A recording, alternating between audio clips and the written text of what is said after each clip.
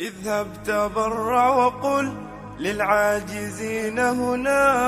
إن العطاء كثير. جوهر عثمان أحمد وهويدا oo in ka badan 20 sano ku xanuunsanaysay baadiyaha burka oo 15 kiiloomitir u jira magaalada Baargaal waxaana ku booqanay goobta ay joogto oo ahayd hooy aan dayr iyo gogol midna lahayn balse iyadu ku nooleed muddo dhowr iyo 20 sano ah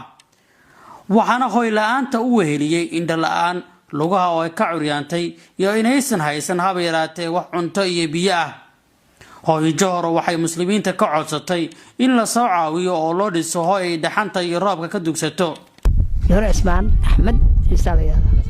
inta sana fadhiya halka joogay 20 sano ka badan meesha fadhiya oo adeena hadee garo waleeyahay way arkaysa indii baaba awee baaba nafaqo daro sil baa ku jira meesha daan hooso meel hayso magac kula jiro aaroonaan laha meel daleera roobkii dabasha ku disha ma taarkay waa arkaysan inta baadeen soo arkay meeshan hada ma halayna idin macallime hada Allah garabka ilaahay garab oo multinka soo dhan awaansada yanu hada kan jooyo awaariyo xidisa ويرين. اذهب تبرع وقل للعاجزين هنا إن العطاء كسيل الحب حين جرى والباخلين بخير الله إن وهنوا من ذا سينزل في أحلامهم مطرا.